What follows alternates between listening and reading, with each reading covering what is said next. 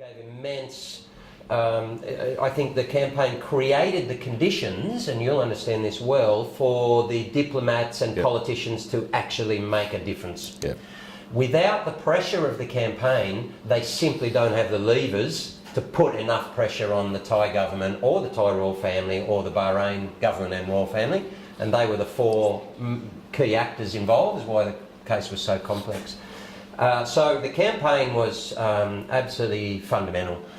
And sport really, I think, made a huge statement about the power that we can wield. And we don't wield it often enough. Sport is endemically political, and you only have to look at any. I mean, last week we had the Spanish FA talking about taking their Spanish Cup final for 6 years to Saudi Arabia. The day after, Saudis had executed 37 people, and two of whom they apparently displayed the bodies publicly. And the following day, because of the immense amounts of money that the Saudis wanted to pay, the Spanish thought that this might be a good idea to take, one of our showcase matches for the next 6 years across to this country. Now that's political from Saudi Arabia's point of view, because they're trying to now utilise the beautiful game in order to sell a different image of themselves globally, which isn't reality when it comes to human rights abuses that the regime has. So athletes throughout history and the sports themselves from time to time have done what I would say is just fight back and say, well, we're not going to accept that. And when we do that effectively as a collective, it actually shows us our power, and in some ways it's very challenging, because after the Hakeem campaign, the biggest challenge for me was, wow, geez, what's next? Because we realised that as a game, and we've said this for decades, as a game, we've got a couple of million people playing this game in Australia. We've got, we are the most multicultural game. We are the most numerous. And if we can just start to act together, we are an extremely powerful constituency. And this, after Hakeem was free, there was and not just in Australia but globally, there was a lovely piece written by a gentleman of a community club in England, and he said this was one of the best experiences of my life as someone who's been involved in football for 40, 50 years. He said, I think he's a president of a club, because it was an example of football fans and our community, not the officials, not the economics, not the royals, not the governments. It was the football community pushing back against the billionaires who are trying to, in many ways, compromise the principles and values of the game. And I think that goes across all sports. So it showed what we can do together, and has given us all a sense that, wow, we can make really significant social change here. This is not just talk, this is real. And you both mentioned two aspects which are close to my heart. One is gender equality, and we might ask, well, whilst the Matildas are now the most loved national team in the country, how can they and where should they be advocating for powerful social change to use the platform that they have and that we have as a game? And of course the most obvious is to talk about gender equality, and let's get our own game right first. Let's make sure that we have women in positions of influence and authority and decision making in an equal measure across the table, or if you like 51%. And then we can demonstrate to the rest of Australia that this is what should happen. The other one is through the Indigenous nature, and I agree with you. I think our Indigenous past is something that Australia desperately needs to come to terms with and accept, and I don't accept that it's as difficult a discussion as what many people in the media and society would like to contend. I think it's in their interest to try and complicate what is really quite a straightforward issue, and that is Australia just dealing with our past and having an honest discussion about what happened. And sport, again, I'm really focused at the moment, post-Hakeem, on probably those three causes: is gender equality through football, because the Matildas now give us a prism to make that happen. Refugees and getting people off Manus and Nauru and stop torturing people in what is predominantly a wonderful country and wonderful people in Australia somehow have been able to turn a blind eye to the torture of people who are seeking asylum. And I might say in this context, probably talk about it more, but if there's one game in this country that should be standing up for refugees, it's us, right? So people would always, through the Hakeem, and the other one is Indigenous Australia. I believe that sport can make a significant, in fact I believe that the beautiful game, the world game, and that word world is important because we're talking here about taking our own culture to the globe and demonstrating respect to the world, to our ancient culture. And to do that we have to reconcile, otherwise it's not an honest conversation. It's no good, us taking a didgeridoo there and saying we're the Socceroos and Matildas, we're going to play and we love this while at home, we're still incarcerating Indigenous kids at the age of 10, right?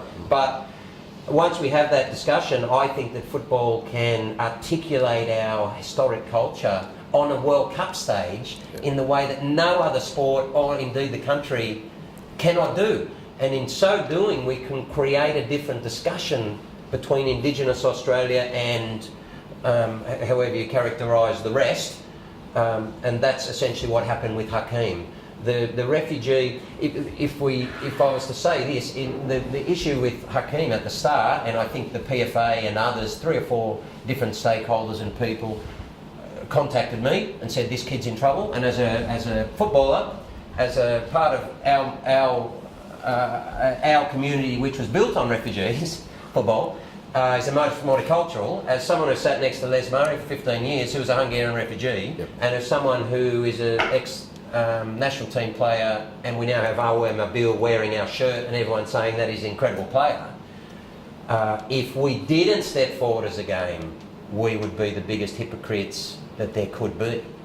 Because on one hand, we celebrate refugees in our own game, and Les is an icon of the country. And in the other, we say, well, okay, but these ones over on Manus and Nauru, or this kid who's Bahraini, they're a little bit different. Our game teaches us that we're all the same. Yeah. That's international competition teaches us that. We go play against a country and we realise quickly that we speak different language, we might respect different religions, and we might have different passports, but actually we're exactly the same. And that's what the campaign was all about.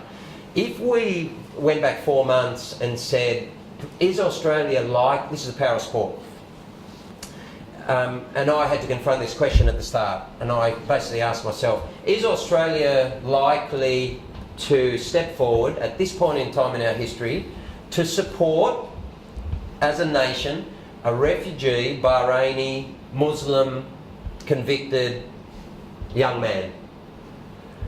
There's a number of factors there which right now make that a very significant challenge in a political discussion and to get everyone on board. That's the beauty of football, is we were able to change the discussion around those dynamics. And if there's ever been an example of the power of sport, Hakeem is it. I agree. Right? And now the greater responsibility and the challenge and the obligation and the when I say challenge, the really difficult part and the real power that sport has then now is to extrapolate that into a broader discussion. Absolutely. And help every other Hakeem. Yep. But this case I think will last a very long time as an example of the power of how sport can articulate a divisive issue through a different prism where everyone can arrive in a safe space and have a discussion that can completely change people's thinking. Yeah, fantastic, Craig. I want to ask you a little bit about the future and some of those other issues in a minute, but just on the Hakeem campaign, you went over to Thailand and you met Hakeem, I think, when he was in prison over there. Can you just tell us a little bit about what that was like for you, and how was he? Was he genuinely in fear of his life, and like how was that for him? How did you find him when you went over to Thailand there? Well, I just found a terribly scared kid. So the first couple of weeks we were trying to generate a social media campaign, which I hadn't done previously, and it quickly became clear that we weren't getting enough traction.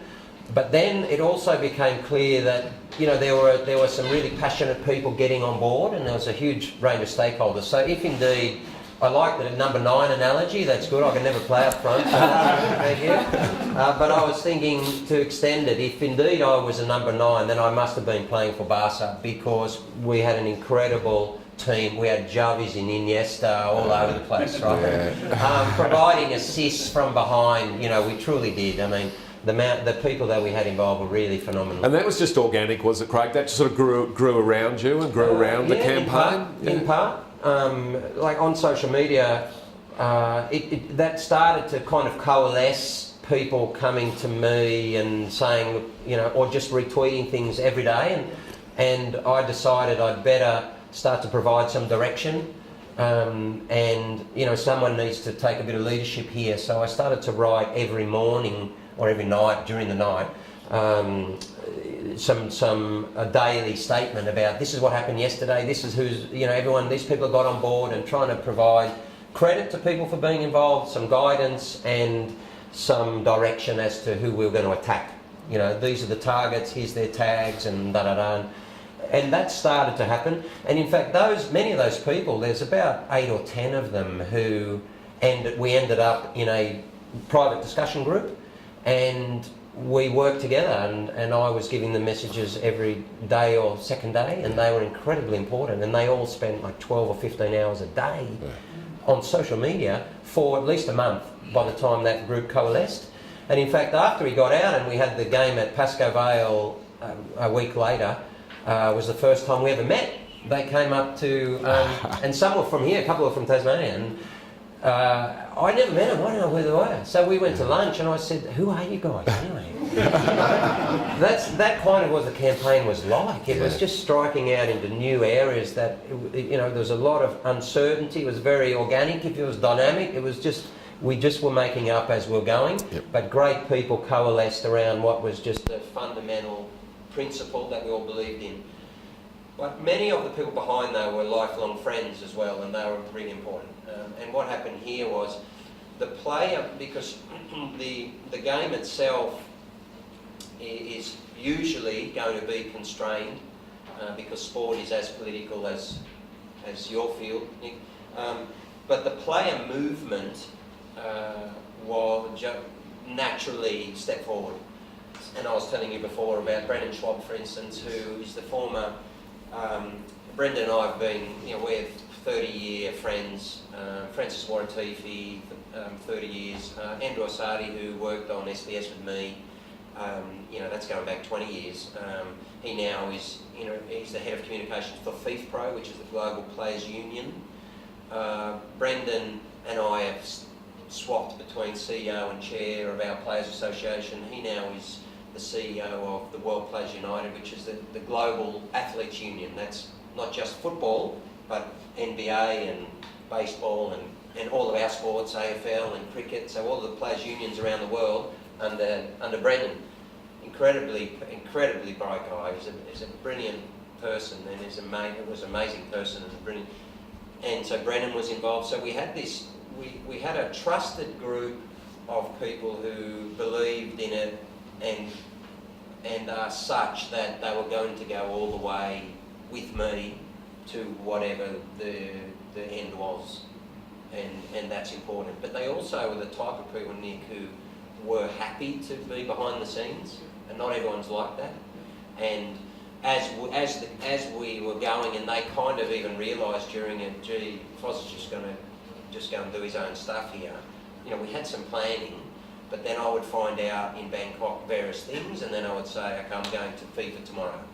And they, throughout, were capable, they're big enough as people, and not everyone is, to be able to say, okay, we're working with these groups, and we're just going to follow now and not constrain him. And they consciously made that decision, and that's because they're great people. Does that make sense? Absolutely. Because a lot of people want to do opposite. They want to go, well, hang on, this is now a big campaign. Well, it wasn't a month ago, right? A month ago was this huge risk for everyone. In fact, throughout the whole thing, there was a lot of risk involved. And at some point, you know, a lot of people want to start trying to, you know, get credit out of the situation, make sure that they can be in front and so on. And then all of these people were capable of just saying, no, I'm going to write this, and I could say, well, we need pressure on that person, or the IOC, or here or there, and they just do their job to the absolute best of their ability. And so since it's happened, I've been at pains then to try and give them the maximum credit possible, because they certainly deserve it. Good on you, Craig. Now, there was, you know, you were over in Thailand. You've talked about, you know, Hakeem being a scared kid. Can you tell us about the time that you found out that he would be freed, and how did Hakeem actually find out that ultimately he was going to be freed? Yeah, so basically, when we went for the hearing, and so when I say there was... So this in the Thai courts, right? Yeah, that's right. The hearing was on Feb 4. Yeah. And he'd been in since November 27, so, you know, roughly 6 weeks later. And what sort of conditions was he in, by the way? Did you visit him in jail? Yeah, when I went, Amnesty Australia, who you know well, and I work with both them and Human Rights Watch, you know, with Elaine Pearson and Tim O'Connor and all these incredible people. Great people. And that was one of the best things about it. I know you're a big advocate of human rights, and I respect that, because these people are just phenomenal, right? And I've said many times since that working in sport can be challenging and it can be draining, you know, because sport is I guess, naturally in many ways, but is full of egos and is full of self-interest, and, you know, and I had to go through that whole election thing, and I saw how the way everyone, you know, and it's not about the game, it's actually nothing to do with the game, and so the people who really love it and want just the best for it actually don't need to be there on the board. They don't, it's, you know, you can contribute in other ways, and you quickly get a sense that, oh geez, you know, there's a lot of people who just want to be in it for their own purposes, and that's extremely draining when you come from a place of you just want the best. And it actually was a great experience to work with the human rights community, and players' unions are very similar, so Brendan and others, it's about just protecting the players all the time, and you have to take a lot of risk to step in front of the sport often, and you know, you have to go on strike and things, you're often copying it from everywhere, right? And so it's quite a lot of similarities, but the human rights people are just extraordinary people, right? They're not running around. They don't get paid fortunes, okay? So they're not working in order to buy another unit block, right? They haven't bought into the whole, you know, the more I'm worth, you know, the more economic value I have behind me, the more is my self-worth. They haven't bought into that whole field. And they spend the whole life fighting for people who don't have a voice. They're just incredible people. I love them. So that was a really good part of the experience. And all of these guys were trying to help Hakeem, who was in a cell with 49 others. They put 50 in a cell. They slept on the concrete with one blanket. And so the blanket is a is a pillow. And they all, as I understand it, they all kind of, you know, their toilet facilities are basically just there in all of them. But Amnesty put the trip together, and all of the security and by the time I went there, you know, they had me, I was packing it, you know, because because we'd been attacking the Thai government, you know, for a month, and I was going on a tourist visa, and I couldn't apply for a visa as a journalist or anything else, because they wouldn't have given it to me by this stage. It is a military junta, of course, as everyone knows, and the idea, so Amnesty had, I'd carry the passport with me at all times in Bangkok, and then they had escape routes, you know, going on trains all over the place in case things happen, you know, and I was thinking, geez, this is not going to be very good, and then I went into the Thai prison, and they said, look, afterwards we've got counselling for going on. So, well, you know, I mean, going in and see the kid, it's a prison, and they were saying, oh yeah, but you know, you haven't seen this before, and people can go there, be traumatised. Actually, in the end, you go in and it's meeting rooms. You don't actually go through. I thought I must have to walk through in the middle of the cells, you know, and people are going to be trying to grab you like on the movies, you know. Actually, it's not like that. It was reasonably worrying, but it was far more. That's the thing about this case. However worried we were, we knew there was far worse for Hakeem, and that gives you a lot of strength in those times. You just think that, you know, you can go 24 hours a day because his wife is in touch, you know, every 2 days on email or phone, saying, you know,